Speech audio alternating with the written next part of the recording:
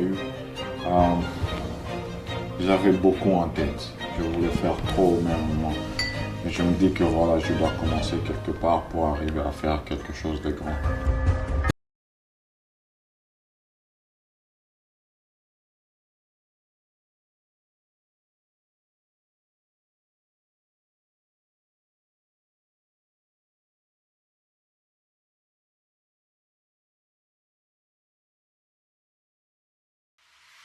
Biz Nation, une balade causée avec la superstar de la NBA, Bismack Biyombo.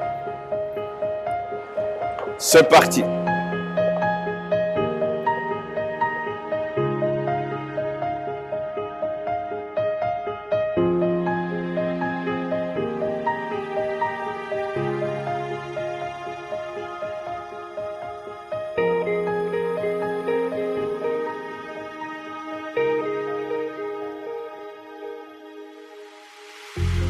Bismack Biyombo débarque aux États-Unis pour tenter une nouvelle aventure au sein de la NBA.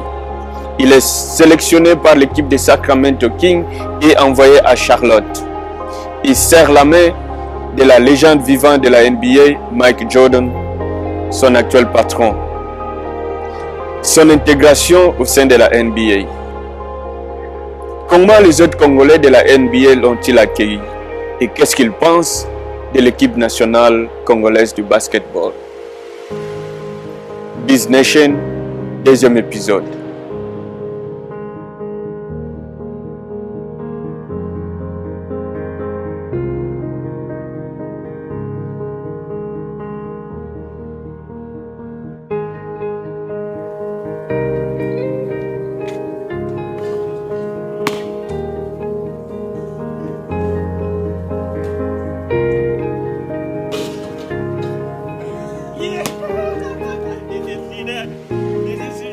Et maintenant, quand tu es arrivé à la NBA, ce gars t'a recruté, tu es venu de l'Espagne à ici. Alors maintenant, l'intégration. L'intégration, ça s'est passé comment? Parce que ça, c'est vraiment la chose la plus capitale. En fait, le problème, c'est que tu vois, quand tu arrives comme ça, au départ et au début, c'est un rêve, quoi. Tu es en train de rêver. Tu entres dans le vestiaire, c'est autre chose que tu n'as jamais vu. C'est trop propre. La façon dont vous traitez, c'est trop propre. Vous avez des gens qui font presque tout pour vous. Voilà. Vous êtes là que pour jouer. Vous êtes là que pour jouer, quoi. C'est tout ce que vous pouvez faire. Il y a des masseurs, il y a des il y a presque, voilà. Et quand je suis arrivé, ma première chose, c'était... J'essaie encore de penser, de voir la réalité, d'échanger les choses du rêve en réalité, quoi.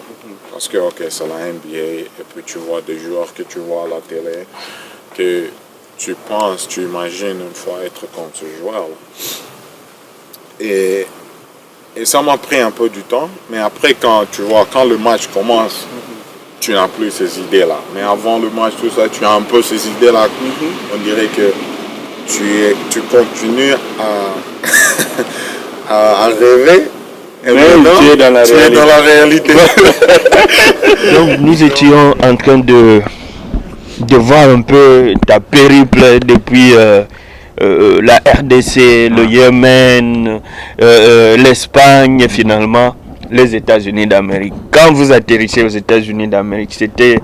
est-ce que vous avez atterri directement ici à Charlotte ou vous avez commencé quelque part? En fait, j'ai commencé à New York. C'était ma première ville.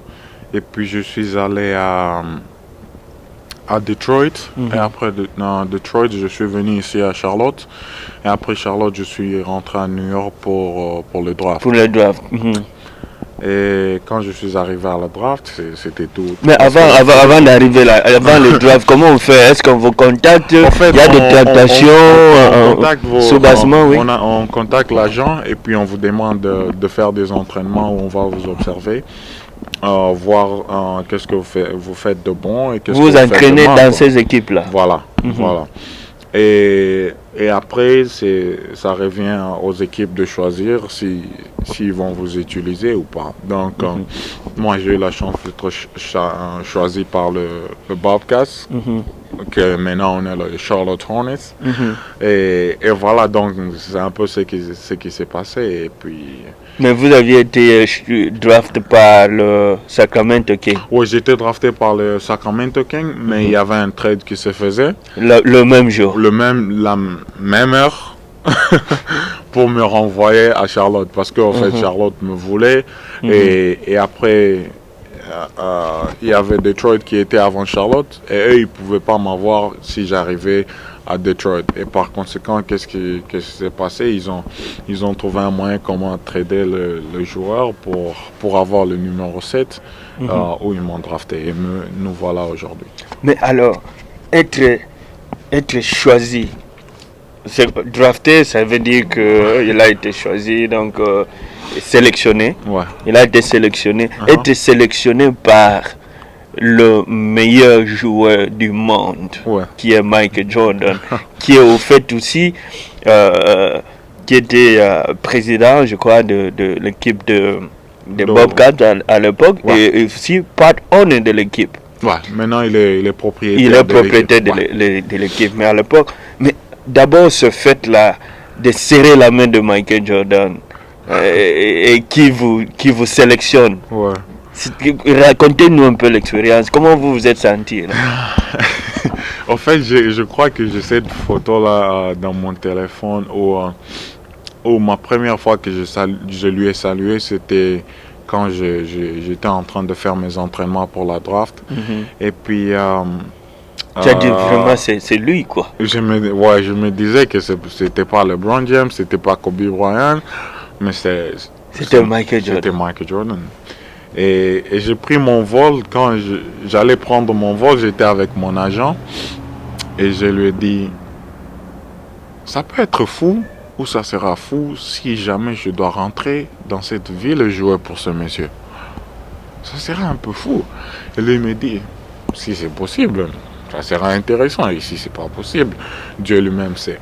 Mais en général, plus que toute autre chose, je remercie le bon Dieu parce qu'au travers de ce parcours, j'ai eu de montées et descentes. Et Dieu et surtout ma famille, ils m'ont toujours supporté. Ils continuent à me supporter dans le bon, tout comme dans de mauvaises situations.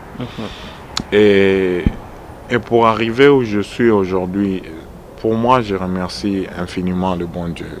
Et je remercie beaucoup de gens qui m'ont aidé tout au long de ce chemin. Parce qu'en fait, le parcours aujourd'hui, c'est vrai que les gens me voient, je suis un joueur NBA, je suis un joueur de haut niveau et tout ça. Mais tout au long de ce parcours, afin d'arriver où je suis, j'ai eu à rencontrer des gens merveilleux qui m'ont aidé, qui ont cru en moi. Qu'ils ont vu le talent que j'avais à l'intérieur. Qui t'ont donné la chance. Ils m'ont donné la chance. Et moi aussi, je donnerai la chance à d'autres jeunes. Ça, c'est essentiel. Pour pour arriver à ce niveau. C'est comme ces gens disent ici, give them back. Yeah, you gotta give back. Tout à fait. Il faut redonner la bénédiction que Dieu nous a donnée. Alors, tu sautes ici à Charlotte. Une nouvelle ville pour toi, puisque tu n'étais pas encore habitué. Mais alors, la première expérience dans le locker room, tu viens rencontrer les joueurs maintenant de la NBA. Ce n'est plus l'Espagne, ce n'est plus le Yémen. Maintenant, c'est vraiment la NBA, la ligue de rêve de tout basketteur. Alors, tu arrives à Bobcats, ça se passe comment? La première séance d'entraînement, les coachs et puis les teammates, comment ils t'ont accueilli? Ils m'ont très bien accueilli. Ils m'ont très bien accueilli. Et pour moi, maintenant, c'est comme une deuxième famille que j'ai, à part ma famille au pays. Parce que, en fait, ce qui se passe, c'est que je passe trop de temps avec mes coéquipiers, plus que je passe avec ma famille.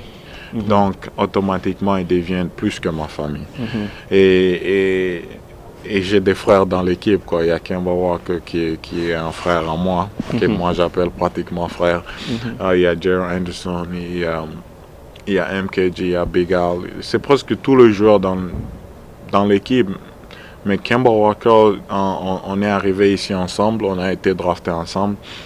Et nous, on est pratiquement des frères, quoi. Notre relation, c'est plus juste une relation pour dire que voilà, on est joueur NBA et tout ça. C'est maintenant une relation comme si c'était des bons amis, des frères et tout ça. Et ça, c'est ce qui me donne la joie de jouer à ce sport, parce que tu rencontres des gens qui sont merveilleux et tu rencontres des gens qui t'aident à avoir une bonne éducation, qui t'aident tout au long du parcours à te maintenir dans cette ligue qui est le plus important, quoi. Tout à fait. Et voilà, moi j'ai eu cette chance et il y a des gens qui continuent à m'aider.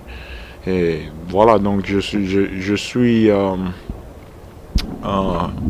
des fois je manque de moi à remercier à beaucoup de gens et à remercier au bon Dieu, parce que je me rappelle quand j'étais au pays, il y a des jeunes qui continuent à rêver actuellement à venir dans la NBA, mais qui n'ont pas eu cette chance. Et avoir l'âge que j'ai et être dans la situation où je suis, il faut me réveiller chaque jour, avoir ce sourire et puis remercier le bon Dieu, parce que c'est pas tout le monde qui a la chance d'être dans cette situation. Tout à fait. Alors, tout le monde dit de Jordan quelqu'un de très, comment dire, très travailleur. Ouais. Et puis, il est trop exigeant, il est tout ceci. Ouais. On dit que c'est un boss un peu très différent. Et donc, c'est quelqu'un qui est un perfectionniste, disons. Alors, puisqu'on le sent, même à 40 ans, le gars rentre sur le terrain, il veut jouer, il est toujours compétitif. Alors, travailler avec quelqu'un de ce genre-là, qu'est-ce que tu as bénéficié de ça? Et tout d'abord un bon boss. C'est un très bon boss, man. Je ne peux pas demander un boss mieux que lui. Je crois il y a 2 jours, j'étais avec lui en train de parler avec lui et tout ça. L'une des choses qui me marque chaque fois que je suis avec lui, c'est qu'il y a toujours quelque chose à apprendre.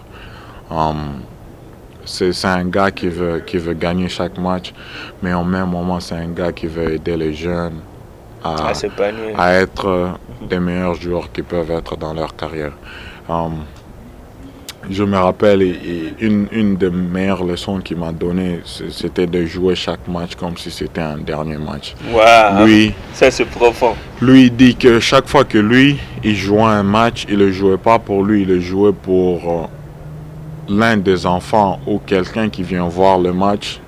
Et c'est sa première ou peut être la dernière fois de voir ce match. Voilà. Donc lui, il veut se rassurer que cette personne va à la maison avec cette image de dire que ça va rester éternellement voilà un humain que j'ai vu jouer au basket qui m'a marqué. Tout à fait. Et lui, c'est comme ça qu'il disait, chaque fois qu'il a des douleurs de, je sais pas, de cheville, de genoux, de muscles, il met ça de côté. Il met ça de côté. Pourquoi? Parce qu'il se dit, il y a quelqu'un qui est là, qui vient voir ce match et qui m'a jamais vu. Et je veux qu'il est à la maison en train de penser ou se dire que, waouh, voilà une personne que j'ai vu jouer au basket avec beaucoup de passion, avec beaucoup d'amour et quelqu'un qui veut gagner, quoi.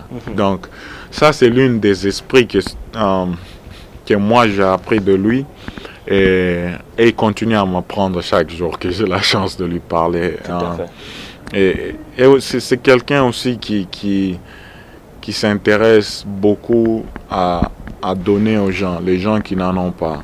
Et c'est pourquoi ils sont devenus le sponsor de mon camp que je fais au pays, quoi. Tout à fait. Alors, on va revenir sur ça puisque c'est un sujet très important. D'ailleurs, c'est sur cela que nous allons vraiment nous atteler. Le camp de Bismarck Biyombo en République démocratique du Congo, puisque c'est un camp qui a redonné l'espoir à la jeunesse congolaise, qui comme vous avez dit, voit en quelque sorte un sourire revenir dans leur lèvres. Ils pensent qu'un jour, eux aussi peuvent devenir comme Bismarck. Bien sûr. Donc ça, c'est vraiment un sujet très important. On va revenir sur ça. Mais moi, je voulais un peu parlons congolais. Tu arrives aux États-Unis, il y a quand même certains noms qui étaient dans la NBA, les Congolais. Il y a le grand Mutombo Dikembe, alors, qui était là. Il y a qu'il y a Didier Mbenga qui était là, je pense. Il y a Serge Baka qui était là et tout ça. Christian Yenga aussi, je crois. Tous ces gens étaient dans la NBA. Alors, comment ça s'est passé? Comment ils t'ont accueilli? Comment était l'interaction entre toi et tous ces gens qui étaient déjà, les Congolais qui étaient déjà dans la NBA avant toi? En fait, quand je suis arrivé, la première personne que je parlais avec, c'était Mutombo Dikembe, le jour avant la draft. Il y a une personne qui travaille pour la NBA, Kim Bahoni, qui a rappelé Mutombo Dikembe, m'a passé le téléphone. Et Mutombo Dikembe qui me dira que, petit, la première des choses que tu dois faire, c'est avoir la permission d'utiliser la signature de Mutombo Dikembe. Ça, c'est important. Je souris et puis je dis ok. Donc ça, c'est la signature de Dikembe Mutombo. Et puis il me dit, tu dois me rappeler et on doit parler. Je suis très content que là, tu parles sois ici. Comme lui, hein? Non, mais sa voix, c'est... Moi, j'étais là en train de sourire et puis je me suis bien amusé au téléphone. Je me suis très bien amusé au téléphone. Et après, mais c'est un gars très sympa, très cool. Très sympa, c'est un gars trop cool. Chaque fois que j'ai besoin de parler avec quelqu'un, je lui rappelle et on parle, on discute. Chaque fois que je vois que j'ai besoin d'apprendre de quelqu'un, je lui rappelle, on parle, on discute. Et je crois hier, je parlais avec lui. Hier, je parlais avec lui. Avant-hier, je parlais avec lui. Wow. Donc, je parle avec lui souvent et j'apprends en quelque sorte, de lui. c'est un mentor pour toi. Ouais, pour moi, c'est parce que vous avez aussi, il faut voir que c'est une particularité pour tous les Congolais qui viennent. Ce sont des choses que ils sont dans la défense. C'est un gars qui est un mentor pour moi. C'est un gars qui me donne des petits trucs, des petits détails qui vont m'aider pour moi rester dans cette ligue pour longtemps. Oui. Et de l'autre côté, le jour de ma draft, Serge était venu pour me supporter. Et après, on est resté en contact. Il y a aussi Christian Yenga que je parlais avec lui il y a une semaine. Et avant ça, je parlais avec lui, je crois, il y avait 10 jours, quelque chose comme ça. Et Mbenga, quand il est venu dans la ligue, moi, quand je suis venu dans la ligue, Mbenga n'était plus dans la ligue. Donc, il était en Europe. Il est parti en Europe et puis on n'a jamais eu la chance de se parler, de se connecter et tout ça, et se rencontrer. Et c'est presque ça.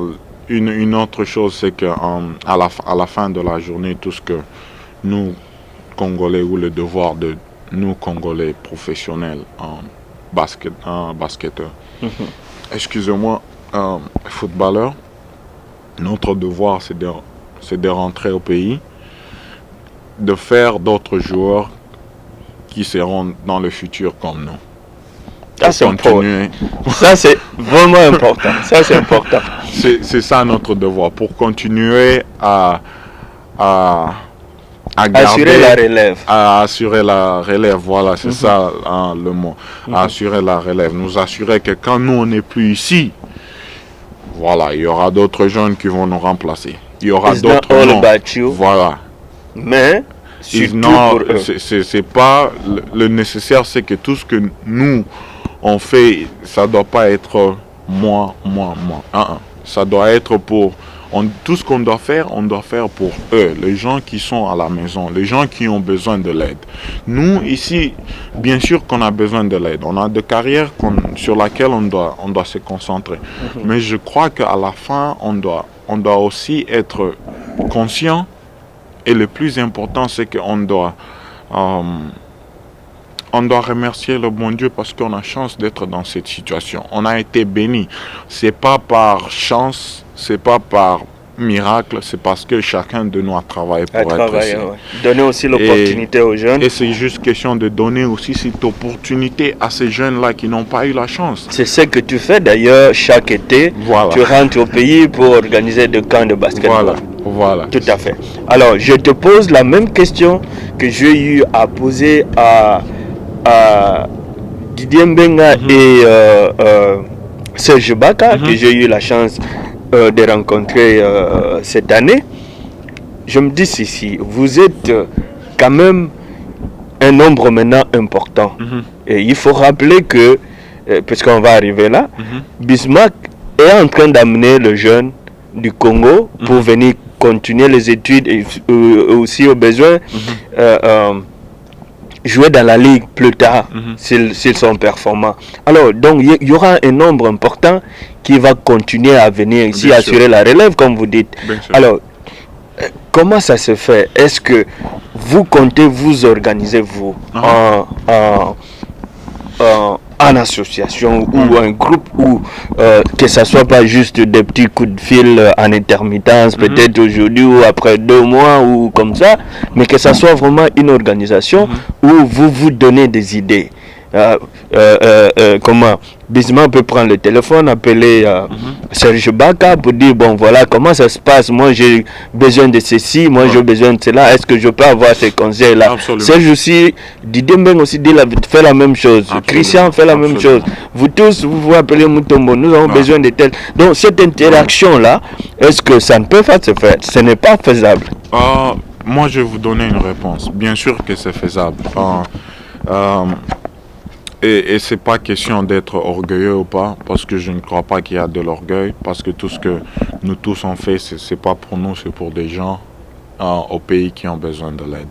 Et le plus important, c'est que oui, c'est faisable. Est-ce qu'on a eu la chance d'en parler? Non, on n'a jamais eu la chance. Est-ce qu'il y a quelqu'un qui a eu cette initiative? Non, il n'y a personne qui a eu cette initiative. Et merci d'ailleurs d'avoir posé cette question, parce que je crois que c'est une question que nous tous nous devrions nous poser. Au Congo, on a de très bons joueurs. C'est l'une des choses que moi et mon agence on essaie de faire dans le futur, c'est de réunir tous les bons joueurs congolais que nous avons. Déguicher ces talents, les donner l'opportunité. Voilà, non seulement leur donner l'opportunité et faire de notre équipe nationale quelque chose d'intéressant. J'ai envoyé un message à Eyenga. On était en train de parler à propos de notre équipe nationale de foot. Il dit non mais mec, je te dis que je suis tellement heureux à propos de notre équipe nationale et moi ça me motive pour que nous puissions aussi faire quelque chose dans le basket. Je lui ai dit, ok, tu sais, on est en train de travailler sur ça. Il dit, ouais, mais laisse-moi savoir quand sera le moment opportun pour que moi je puisse être présent. Et si tu es présent et d'autres joueurs sont présents, on peut faire quelque chose de spécial. Je lui ai dit, mais pourquoi pas? Pourquoi pas? Donc, on en a parlé un peu avec Eyenga à propos de notre équipe nationale, mais on n'a jamais parlé en général à propos de tous les joueurs congolais, comment on peut venir ensemble et faire quelque chose de spécial. Oui, ça sera quelque chose de bien si jamais on faisait ça au pays, parce que ça va donner la chance aux jeunes de voir comment on est unis. Et moi, je crois que c'est comme vous l'avez dit, c'est un devoir de chacun de nous de prendre le téléphone, de rappeler l'autre et de voir comment la situation, comment on peut régler les choses, comment on peut aider la jeunesse. Parce que à la fin de la journée,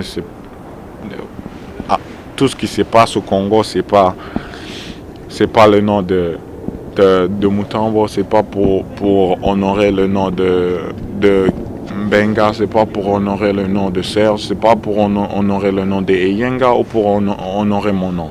C'est pour changer de vie au pays, c'est pour donner la chance à la génération qui va venir après nous, c'est pour mettre le sourire, donner le sourire à cette jeunesse, leur faire transformer leurs rêves en réalité. Il y a des jeunes qui rêvent juste quitter le pays et venir ici, aller dans des écoles, être aux États-Unis. Combien de jeunes essayent chaque jour? Ils vont à l'ambassade, non, ma famille va payer pour ça, juste pour venir aux États-Unis. Et quand on donne la chance aux jeunes de venir ici, s'installer dans des écoles, c'est quelque chose déjà de spécial. Et pour moi, c'est ça le plus important. C'est pas honorer le nom de quelqu'un. Moi, je sais que le grand frère Mutombo Dikembe, il sait très bien que j'ai beaucoup de respect pour lui. Le reste, ils savent très bien que j'ai de respect pour lui.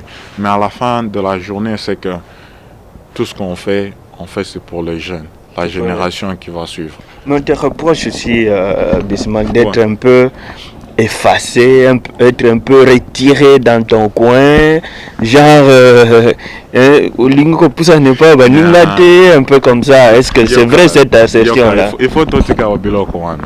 Biloko wana il faut tout biloko wana bato wana baza na mboka basalango ba musicien basalango biso toza ba sportif toza bien éduqué toyebi comment roloba na ba télé et ba biloko wana to vous traîne d'ailleurs pour ce genre de choses, comment se tenir devant. Bango na télé. Si Serge a des problèmes avec moi, nous on règle ensemble, on est des frères, on peut pas se tuer. Est-ce que vous avez d'abord des problèmes? On n'a pas de problème. Mais voilà. Voilà, on n'a pas de problème. Je sais que les gens sont en train de dire ça. Je peux aller sur mon Facebook, je vais vous montrer des messages, je réponds à la majorité des gens que je peux répondre chaque fois que j'ai un peu de temps. Sur mon Twitter, je réponds à des gens que je peux répondre. Je ne peux pas répondre à tout le monde, c'est pas facile. Non, tout à fait. Surtout ce social media, tu vois. Et à la fin de la journée, c'est vrai que les gens sont en train de dire Bismarck, tu vois, il y a l'orgueil, il y a ceci. Tu es là, tu m'as vu, on a parlé, et moi je laisse mes actions parler de soi-même. Et ce que moi je fais, j'étais au pays, j'ai passé le temps avec des enfants, j'ai fait ceci, j'ai passé le temps avec beaucoup de gens. Les gens qui me connaissent, ils savent la réalité. Ils savent la réalité. Et moi, je ne peux pas être ici pour faire le polémique, parce que faire des polémiques, il faut laisser ça aux musiciens. Ce n'est même pas le plateau ici pour ça. Ici, c'est même pas le plateau. Voilà, c'est même pas le niveau de ça. Pour faire ça. Ça, on doit laisser oublier ces histoires-là. Le plus important, c'est prenons cette énergie de, je sais pas, de polémique ou je sais pas, de tout ce que vous pouvez rappeler, mettons ça sur la jeunesse. Aidons les jeunes. Alors là, on va découvrir un jeune qui est venu, qui a couru avec Bismarck à Kinshasa, au pays, mais qui aujourd'hui a bénéficié des services de votre camp pour vraiment venir ici aux États-Unis. Et ce n'est pas une utopie, puisque beaucoup de gens croient encore que ce n'est pas faisable, ils ne le font pas. Alors, les Saint Thomas vont aujourd'hui découvrir que effectivement Bismarck a ramené, il a ramené de jeunes ici. On aura le temps peut-être de découvrir certains d'entre eux, puisqu'ils ne sont pas tous ici, mais ici sur place à Charlotte, il y a un jeune, qui n'est pas loin d'ailleurs, qu'on va découvrir ici tout de suite là, en exclusivité sur cette émission. Vous allez découvrir un jeune qui a participé dans le camp de Bismarck au pays, mais qui a été sélectionné, qui vit maintenant ici et qui continue ses études, qui continue le sport également. Alors, en exclusivité, on laisse découvrir le jeune Jonathan. Alors.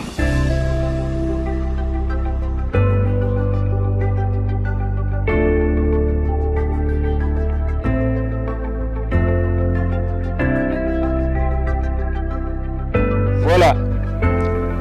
On découvre en exclusivité Jonathan. Jonathan, l'un des jeunes qui a participé au camp de Bismarck à Kinshasa, rêve est devenu réalité. Nous sommes ici aux États-Unis, nous sommes ici à Charlotte. Et en chair et en os, monsieur Jonathan. Salut. Salut. Comment tu vas? Je vais très bien. Tu vas bien? Ouais, très bien. Mais dis-nous, on est où là? Aux États-Unis, à Charlotte. Non, je pense pas. Ouais, on est à North Carolina. On n'est pas à Gombe, quelque part à l'Humété? Non, je crois pas. Parce que vous êtes aux États-Unis. Je vous voyais à la télé et puis Bismarck aussi. Donc, je crois pas. Je suis pas sûr qu'on est au Congo. Voilà, Jonathan, dites-nous, vous avez participé au camp de Bismarck Biyombo à Kinshasa. Ouais. Et puis vous aviez été sélectionné parmi ceux qui devaient voyager aux États-Unis. Comment vous avez accueilli ça? Pour moi, c'est comme un rêve. Même moi, jusqu'à maintenant, je n'arrive pas à réaliser ça. Parce que dès le premier jour du camp, moi j'ai douté de moi. Bon, c'est pas que j'ai douté de moi, mais avec plus de 400 et quelques jeunes Congolais de Kinshasa, je savais que ça allait être difficile, mais Dieu était avec moi. Donc, c'est un miracle, on ne sait jamais. C'est lui qui planifie tout dans... Tout à fait. Ouais. Alors, donc, on va continuer avec Jonathan, puisque on va vraiment faire un chemin avec vous. On va continuer avec vous, savoir qu'est-ce que vous êtes devenu, puisque les gens vous cherchez à Kinshasa, on ne vous retrouve plus. Ouais. Donc vous avez disparu, c'est-à-dire que vous n'êtes plus à Kinshasa, vous êtes ici aux États-Unis. Alors, on va vraiment savoir qu'est-ce que vous faites actuellement et comment ça évolue ici. Mais le fait que Bismarck vous a donné cette opportunité, il vous a donné cette chance-là de venir ici aux États-Unis étudier et aussi, qui sait, continuer le sport que vous aimez beaucoup. Est-ce que vous avez un mot par rapport à cela? Je manque de mots. Tout ce que je demande, c'est merci à Bismarck d'avoir cette idée et d'aider les jeunes. Parce qu'il y a beaucoup de jeunes au Congo qui veulent tous... Comme moi, par exemple, c'était mon plus grand rêve. Je disais ça à ma mère. Non, mon rêve, c'est d'aller jouer au basketball. J'aime bien le basketball. Et puis, ma mère me disait toujours, non, il faut prier. Et puis, il y a un temps que tu viendras. Et puis, Bismarck. Pour moi, c'est comme un sauveur. C'est comme si Moïse... Dieu a envoyé Moïse pour aller libérer les enfants d'Israël. Sauf qu'il y avait beaucoup de monde, mais il ne peut pas faire venir tous ces jeunes ici, c'est un par un. Donc comme il y a moi cette année, il y aura l'année passée, cette année, il y aura aussi quelques joueurs. Donc. Une question directe. Si aujourd'hui vous êtes draft, vous êtes sélectionné par la NBA, vous jouez dans la NBA, quel est le premier projet qui vous vient en tête? Moi, c'est d'abord le terrain de basketball au Congo, parce que j'ai joué au championnat là-bas et puis nos terrains sont pas bons. Ouais, ça ne permet pas à un jeune de vouloir pratiquer son sport dans un très bon terrain. C'est aussi l'environnement. On joue sous le soleil comme ça, le terrain ouvert, tu te fatigues vite, tu as besoin de beaucoup d'eau et pourtant il ne faut pas prendre beaucoup d'eau sinon tu ne peux pas. Ça vraiment, ça, Bis Nation, on sent vraiment l'idéologie de Bismarck dans l'esprit des jeunes qui sont recrutés. Donc la première chose que le jeune veut faire, c'est de giving back. Comme Bismarck l'a fait, l'a donné l'opportunité et lui aussi veut donner l'opportunité aux autres d'avoir un bon terrain, peut-être pratiquer le basketball. On va continuer avec vous. On prend une pause, on se retrouve tout de suite. Bismarck, nous te disons merci d'avoir choisi notre centre de basketball à Carré. Il y a la jeunesse congolaise qui a besoin de toi. Ok? Pense à ce que ce pays puisse avoir un jour un terrain de basket ouvert. Ne ratez pas le prochain épisode. C'était Gary Wele GI pour Bakolo State. Bis Nation.